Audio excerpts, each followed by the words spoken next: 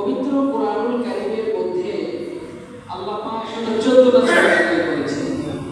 সেই 114টা সূরার মধ্যে আল্লাহ পাক একটা সূরা স্বতন্ত্র নারীদের নাম নিয়ে, স্বতন্ত্র নারীদের অধিকার নিয়ে, নারীদের আহকাম নিয়ে, নারীদের ন্যায্য অধিকার পাওনা নিয়ে নাযিল করেছে। যে সূরার নাম হচ্ছে সূরা আন-নিসা। সেই সূরার নাম কি? সূরা আন-নিসা। কিন্তু 114 সূরার মধ্যে সূরাতুল রিজাল, পুরুষের নামে একটা সূরা আমরা কেউ পাবেন না। আল্লাহ তো নাযিল করে নাই, নাযিল করলেন আমরা পাইলাম নাকি? আল্লাহ পাক একটা সূরা, স্বতন্ত্র একটা সূরাই নাযিল করেছে নারীদের নামে, নারীদের অধিকার নিয়ে, নারীদের হক নিয়ে। কিন্তু আজ থেকে 1000 বছর পূর্বে যখন মক্কার মরুভূমি, মক্কার অলিতে গলিতে একের পর এক শিরক, বিদআত, জুলুম, নির্যাতন, নারীদের উপরে অন্যায় অবিচার সেরে গিয়েছিল, চতুর্দিকে ছড়িয়ে পড়েছিল। এমন সময় এই পৃথিবীর বুকে আগমন করলেন আকায়ে নামদার দাজ্জালি মদিনা মুহাম্মদুর রাসূলুল্লাহ সাল্লাল্লাহু আলাইহি ওয়াসাল্লাম। সুবহানাল্লাহ। সেই 1000 বছর পূর্বে নারীদের উপরে কেমন নির্যাতন করা হতো, নারীদের অধিকার কতটুকু আদায় করা হতো, তার চিত্র কোরআন বয়ান করেছে।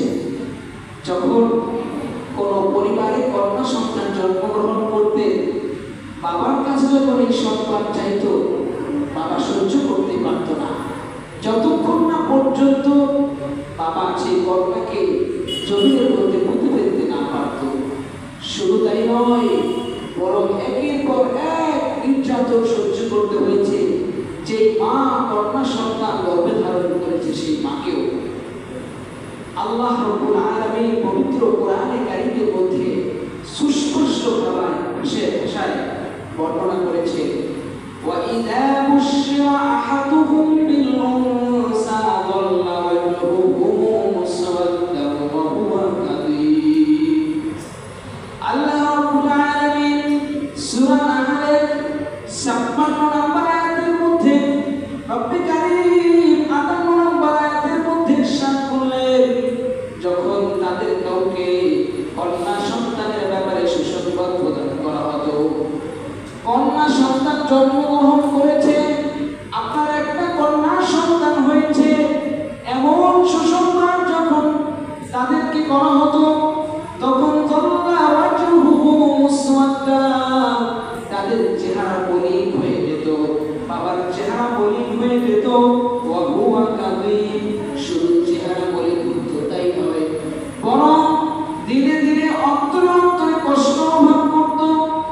নিজের সন্তান জন্মগ্রহণ করেছে, কন্যা হয়েছে বিদায় বাবা সহ্য করতে পারত না, ধীরে ধীরে কষ্ট অনুভব করত। শুধু তাই নয়, ইয়াতাওয়ারা মিনাল কওমি মিন সুই মা বুশিরা বিহি।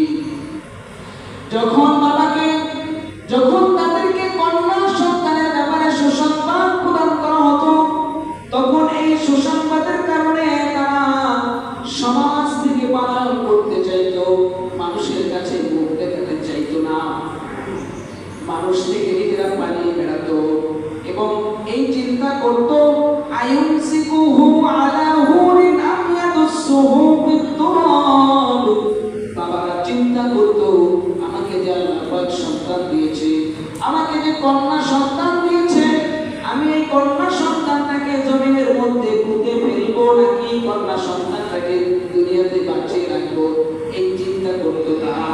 আলা সাআ ইয়াহকুমুন, তারা বড়ই হতভাগাজনক ফয়সালা করত। তারা কি ফয়সালা করত?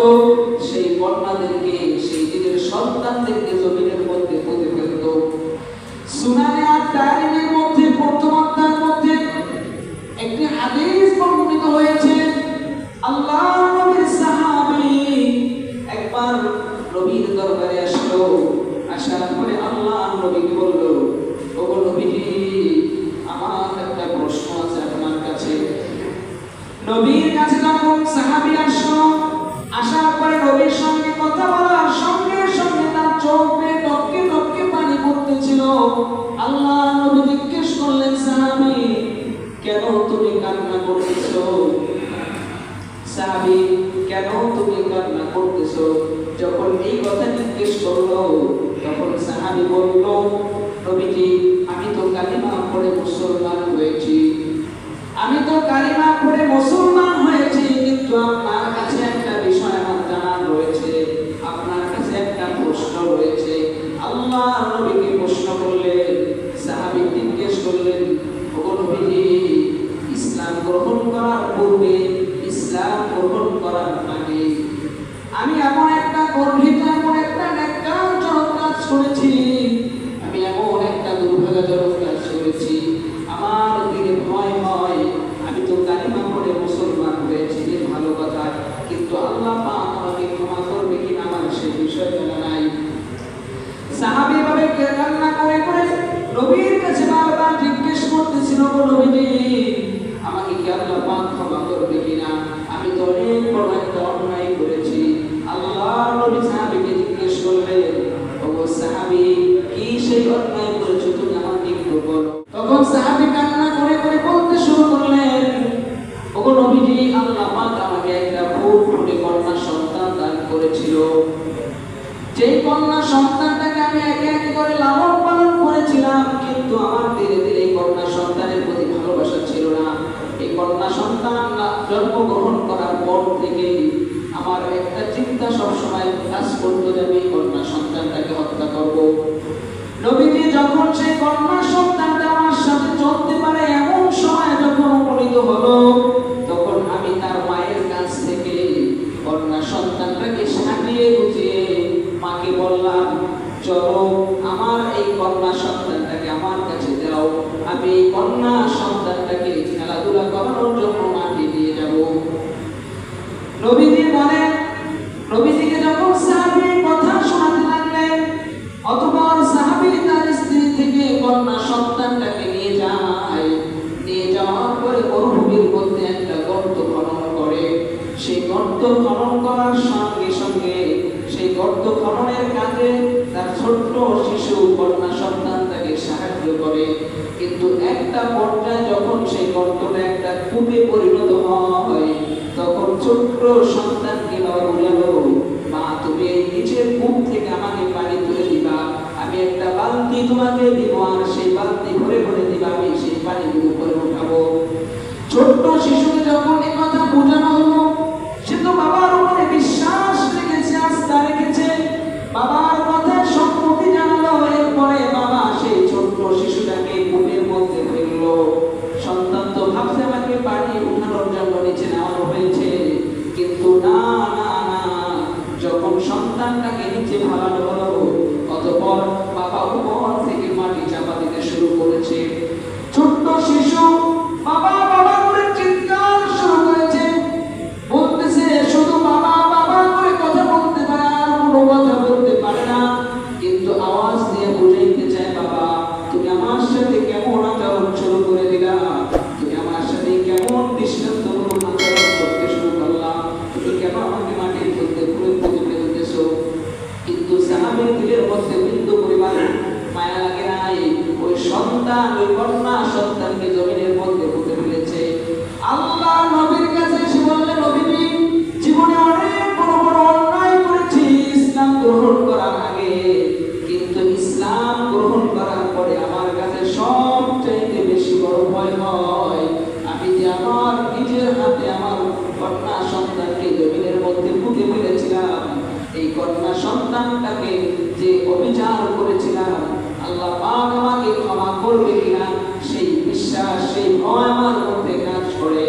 আল্লাহ নবী সাহাবীকে সান্ত্বনা দিয়ে বললেন, যখন কোনো কাফের, যখন কোনো মুশরিক কালিমা পড়ে আশহাদু আল্লা ইলাহা ইল্লাল্লাহু ওয়া আশহাদু আন্না মুহাম্মাদান আবদুহু ওয়া রাসূলুহু, যখন কোনো কাফের কালিমা পড়ে ইসলাম গ্রহণ করে, আল্লাহ পাক তার পূর্বের সব গুনাহকে মাফ করে দেন।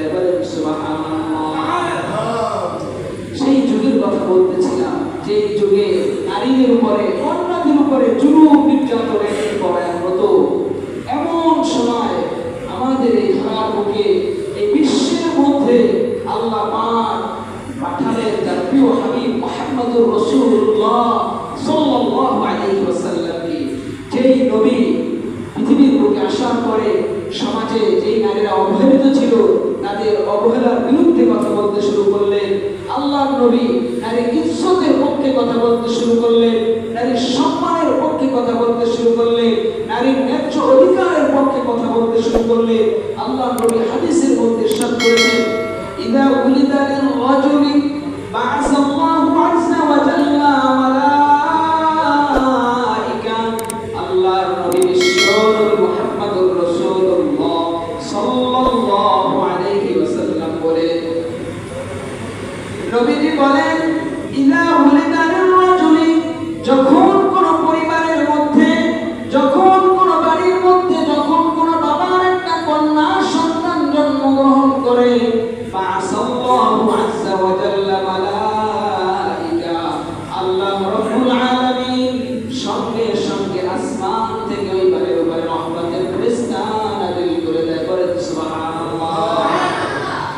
একটা হাদিস পাবেন না যে হাদিসের মধ্যে আল্লাহর নবী বলেছেন, যদি তোমার পরিবারে, তোমার ঘরের মধ্যে ছেলে সন্তান জন্মগ্রহণ করে, তাহলে আমি আল্লাহ পাক আসমান থেকে রহমতের ফেরেশতা নাযিল করি। এমন একটা হাদিসও আপনি পাবেন না। বরং এই হাদিসের মধ্যে আল্লাহর নবী বললেন, যখন কোন পরিবারে, যখন কোন ঘরের মধ্যে কন্যা সন্তান জন্মগ্রহণ করে, সঙ্গে সঙ্গে আল্লাহ পাক রহমতের ফেরেশতা নাযিল করে দেয়। রহমতের ফেরেশতা এসে কি বলেন? রহমতের ফেরেশতা এসে বলে, আসসালামু আলাইকুম ইয়া আহলাল বাইত ইয়াকসুনাহা বিআজরিহাতিহিম ওয়া ইয়ামসাহুনা বিআইদিহিম আলা রাসিহা। রহমতের ফেরেশতা আসার পরে সন্তানটাকে, অর্থাৎ যে কন্যা সন্তান, যে কন্যা নবজাতক শিশুটা দুনিয়ার মধ্যে আগমন করেছে, ওই শিশুটাকে কোলের মধ্যে নেয় এবং কোলে নেওয়ার পরে তার মাথার মধ্যে হাত বুলাতে থাকে। হাত বুলানোর পরে বলে, যাইবাতান খারাজাত মিন যাইবা আল-কাইয়িম আলাইহা মুআনুন ইলা ইয়াউমিল কিয়ামাহ, আল-কাইয়িম আলাইহা মুআনুন ইলা ইয়াউমিল কিয়ামাহ। কন্যা সন্তানটার মাথার মধ্যে হাত বুলাতে থাকে আর ফেরেশতারা বলতে থাকে, এই কন্যা সন্তান যেই বাবা লালন পালন করবে, যেই মা এই কন্যা সন্তান লালন পালন করবে, যেই ভাই এই বোনটাকে লালন পালন করবে, কিয়ামত পর্যন্ত ওই ভাইয়ের উপরে, ওই বাবার উপরে, ওই মায়ের উপরে আল্লাহ পাক রহমত নাযিল করতে থাকে। বলেন সুবহানাল্লাহ। কন্যা সন্তান আগমন করলে রহমতের ফেরেশতা পাঠায় একজন, তিনি কে? আল্লাহ রাব্বুল আলামিন। কিন্তু পুত্র সন্তান জন্মগ্রহণ করলে রহমতের ফেরেশতা কি হয় না? আল্লাহ পাক পাঠায় না। এর মধ্যে কথার অর্থ এই নয় কন্যা সন্তানের নিয়ামত আর পুত্র সন্তান নিয়ামত না, বিষয়টা এই নয়। বরং বুঝাইতে চাচ্ছি, আল্লাহ নবী কন্যাদের, মেয়েদের, নারীদের অধিকার প্রতিষ্ঠার জন্য তিনি হাদিস বয়ান করেছেন এবং সমাজে, রাষ্ট্রে নারীর অধিকার প্রতিষ্ঠা বাস্তবায়ন করে গিয়েছেন।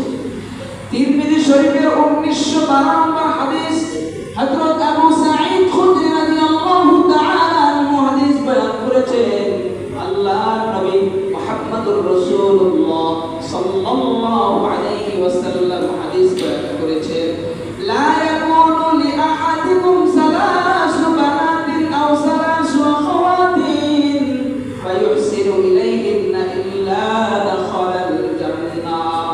তিরমিজি শরীফের মধ্যে ইমাম তিরমিজি রাহিমাহুল্লাহ হাদিস দিয়েছেন, আল্লাহর নবী বলেছেন, যখন তোমাদের কারো ঘরে 3টা কন্যা সন্তান থাকে, অথবা কোনো ভাইয়ের 3টা কন্যা থাকে, কোনো ভাইয়ের 3টা বোন থাকে, আল্লাহর নবী বললেন, যদি কোনো ভাই অথবা কোনো বাবা এই কন্যা সন্তানদের লালন পালন করে, কাল হাসরের ময়দানে তারা জান্নাতে থাকবে। বলেন সুবহানাল্লাহ।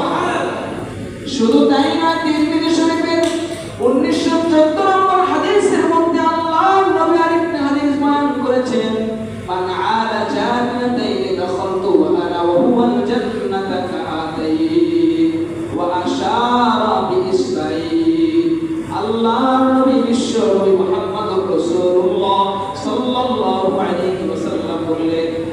বাবা যদি তার দুইটা কন্যা সন্তানকে লালন পালন করে এবং তাদের দায়িত্ব গ্রহণ করে, আল্লাহর নবী দুটো আঙ্গুল ইশারা করে বলে দেখালেন যে জান্নাতের মধ্যে আমি এবং সেই লালন পালনকারী বাবা এভাবে কাছাকাছি থাকবো। বলেন সুবহানাল্লাহ। আল্লাহর নবী অনেক হাদিসের মধ্যে কথা বুঝিয়েছে যে কেউ যদি কন্যা সন্তান লালন করে, কোনো ভাই যদি বোনের দায়িত্ব গ্রহণ করে, সে জান্নাতের মধ্যে থাকবে। বলেন সুবহানাল্লাহ। আরেক হাদিসের মধ্যে উম্মাহাতুল মুমিনিন আমাদের আয়েশা সিদ্দিকা রাদিয়াল্লাহু তাআলা বলেছে যে কোনো ভাই যদি একটা কন্যা সন্তানের দায়িত্ব গ্রহণ করে, লালন পালন করে, তাহলে জাহান্নাম থেকে ওই কন্যা সন্তান, ওই বোন তাকে বাঁচাইবে। বলে সুবহানাল্লাহ। কিন্তু এখানে একটু শর্ত আছে। আপনার মেয়েটাকে যদি আপনি 3 কোয়ার্টার পরান, আপনার মেয়েটাকে যদি আপনি লেডিস পোশাক পরান, তাকে যদি আপনি পর্দার মধ্যে না রাখে, আপনি যদি তাকে ইসলামের অনুশাসন মানতে বাধ্য না করে, তাকে যদি আপনি ছেড়ে দেন, তাহলে এই কন্যা, এই মেয়ে, এই ভাই, এই বোন আপনাকে জাহান্নাম থেকে বাঁচাবে? কোনোদিনও বাঁচাবে না। সম্মানিত মুসলিম ইকরাম, আপনারা অবগত রয়েছে পেপার, পত্রিকা, সোশ্যাল মিডিয়া, ইলেকট্রনিক্স মিডিয়ার মাধ্যমে সকলে এই বিষয়টা জানতে পেরেছে ইতিমধ্যেই যে নারী কমিশন অধিকার, নারী সংস্কার কমিশন তার প্রধান উপদেষ্টার কাছে প্রায় 433টা সুপারিশনামা পেশ করেছে। সেই সুপারিশনামার মধ্যে একটা সুপারিশনামা এটাও আছে যে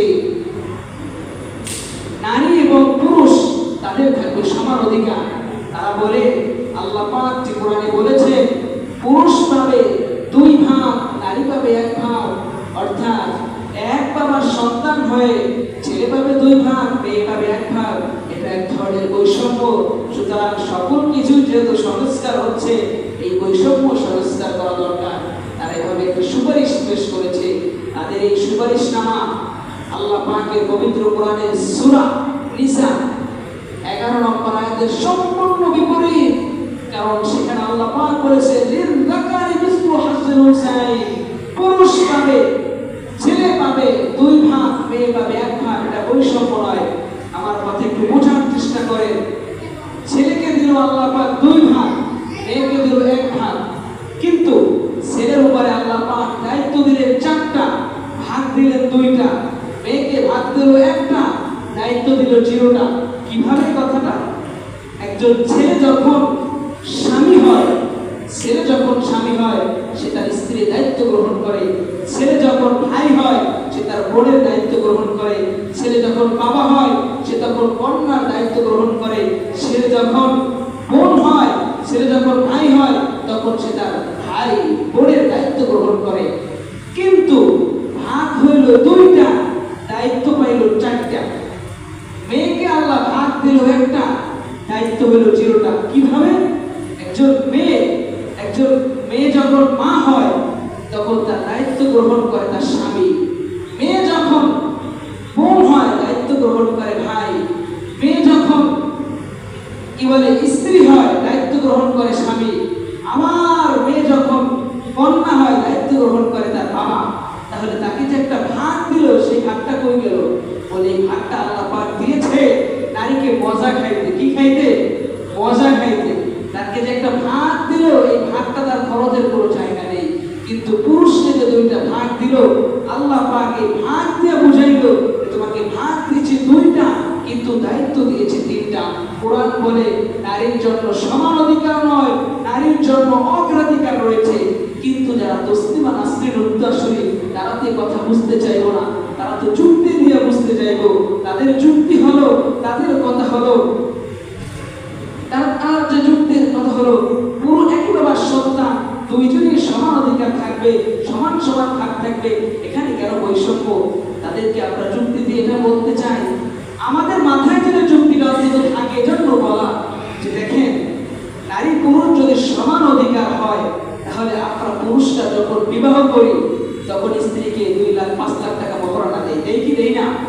নারী পুরুষ যদি সমান অধিকার হয়, যদি সমান অধিকার চাওয়া হয়, তাহলে আমরা বিবাহের সময় মহারণা হিসেবে স্ত্রীকে দিব দিব 5 লাখ, তার কাছে আবার যৌতুক হিসেবে চাইবো 5 লাখ।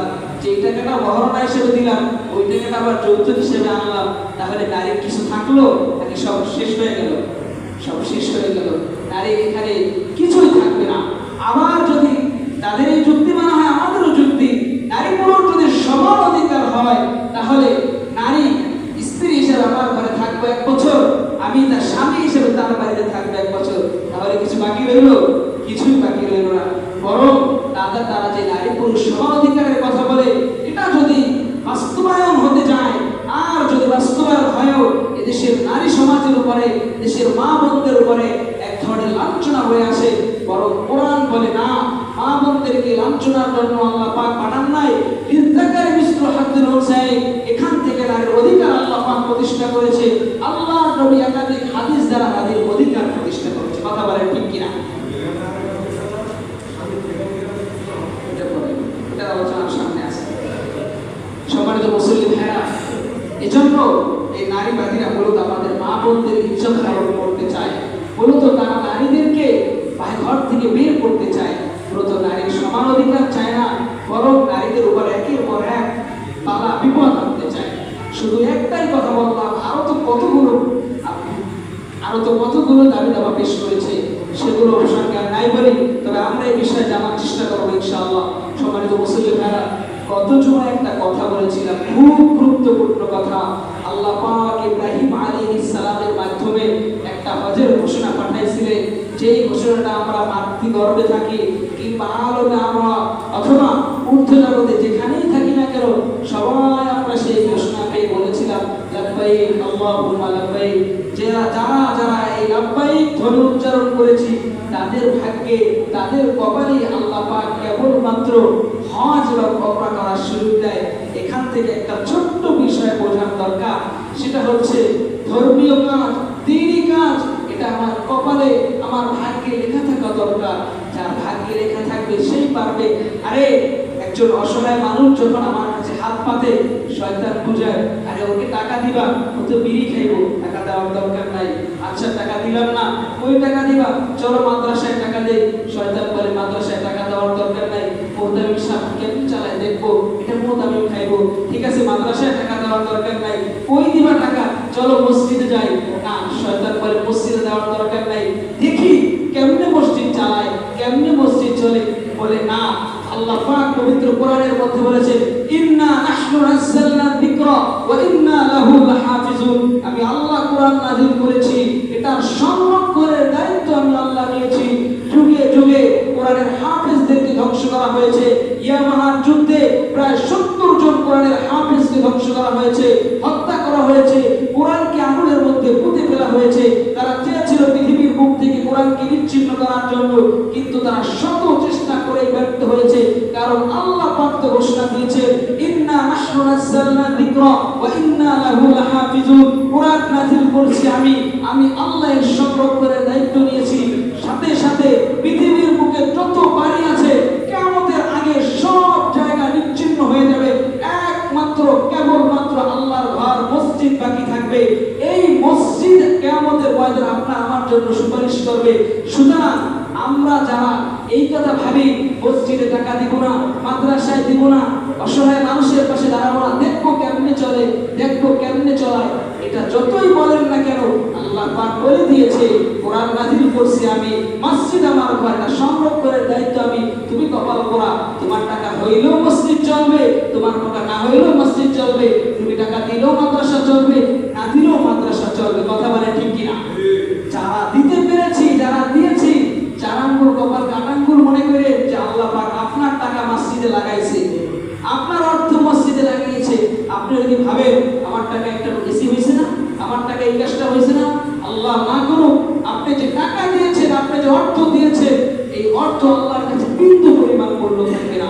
এজন্য যারা আমরা আল্লাহর ঘরের কাজে এগিয়ে আসি, যারা দান করি, তারা একথা চিন্তা করতে হবে ভাই যে আমাকে তারা আল্লাহ পাক তার ঘরে ছোট্ট একটা খেদমত করিয়েছেন, কবুল করেছেন, এটা আমার জন্য সৌভাগ্য, এটাকে নিয়ে গর্ব করবো না। যারা দেই না তারা যেটাই মনে করে না আল্লাহর ঘরের কাজ হয়েই যাবে, হবেই, এটাই পৃথিবীর বাস্তবতা। আল্লাহ আল্লাহ পাক তো নাজমত স্পষ্ট বলেই দিয়েছে, ইন্না নাহনু নাযালনা যিকরা ওয়া ইন্না লাহু লাহাফিজুন। কোরআন নাযিল করেছি আমি আল্লাহ, সংরক্ষণের দায়িত্ব আমার। কাবা ঘর নাযিল করেছি আমি আল্লাহ পাক। ইব্রাহিম আলাইহিস সালামকে দিয়ে করেছি ঠিক, কিন্তু আমার কুদরতি হাত দ্বারাই কাবা ঘর নাযিল করেছি। পৃথিবীর বুকে যত মসজিদ আছে সেই কাবা ঘরের একটা অংশ, সুতরাং আমার কুদরতি হাতে যে ঘর নাযিল করেছি, তোমরা যেই যা বলো যেই যা করো না কেন, আমার ঘরের দায়িত্ব আমি আল্লাহ নিয়েছি। বলেন সুবহানাল্লাহ। আল্লাহ